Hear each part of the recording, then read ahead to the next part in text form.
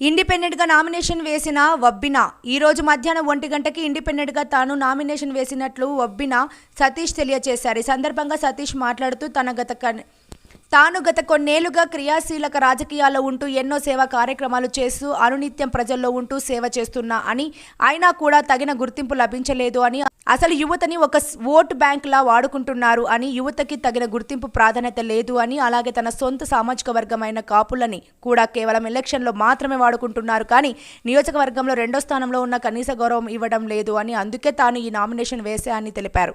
అలాగే మిగతా సామాజిక వర్గం వాళ్ళకి కూడా తగిన గుర్తింపు ఇవ్వటం లేదు అని, కాగా వాళ్ళందరినీ నియోజకవర్గంలో ఉన్న బంధుమిత్రులని, శ్రేయోభిలాసులని, ఇతర సామాజిక వర్గాల్లో ఉన్న తన మిత్రులని కలుపుకొని తన గెలుపు కోసం కృషి చేస్తాను అని తెలియజేశారు.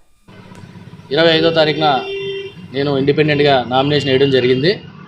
అయితే ఇదంతా కేవలం ఏ పార్టీలో కూడా యువతకు ప్రాధాన్యత ఇవ్వట్లేదు, యువతను కేవలం ఒక ఓటు బ్యాంక్గా వాడుకుంటున్నారు తప్ప యువతకి ఏ రకమైన భరోసా కల్పించట్లేదు. అలాగే యువతని ఎవరు పట్టించుకోవట్లేదు. కాబట్టి నేను ఆ విషయం మీదనే కేవలం ఈరోజు ఈ విధమైన నిర్ణయం తీసుకుని నామినేషన్ వేయడం జరిగింది.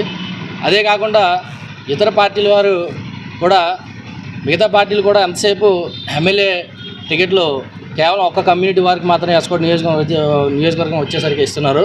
ఇంకా మిగతా ఎస్సీలు, బీసీలు, ఎస్టీలు, కాపులు ఉన్నప్పటికీ కూడా ఒకే ఒక కమ్యూనిటీకి సంబంధించి 10,000 ఓట్లు ఎక్స్ట్రా ఉన్నాయని చెప్పేసి వాళ్ళకి మాత్రమే గత నియోజకవర్గం ఏర్పడినప్పటి నుంచి కూడా వాళ్ళకే అవకాశం కల్పిస్తున్నారు.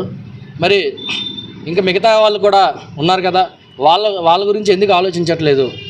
అలాగే మా కమ్యూనిటీ తీసుకుంటే నేను తూర్పు కాపు సామాజిక వర్గానికి చెందినవాడిని. అయితే మా కమ్యూనిటీకి కూడా ఏ పార్టీలో కూడా సరైన ప్రాధాన్యత, ప్రాముఖ్యత లభించట్లేదు.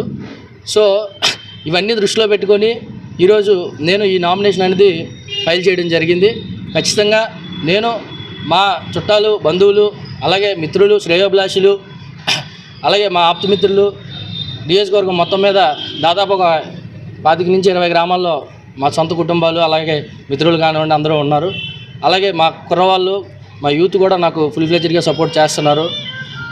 కాబట్టి వీళ్ళందరి మద్దతు తీసుకొని, అలాగే మా సామాజిక వర్గం మద్దతు, అలాగే మిగతా సామాజిక వర్గాలు ఎస్సీ, ఎస్టీ, బీసీ వాళ్ళు అందరి మద్దతు తీసుకొని రేపు నేను ఇండిపెండెంట్గా ముందుకు వెళ్ళబోతున్నాను.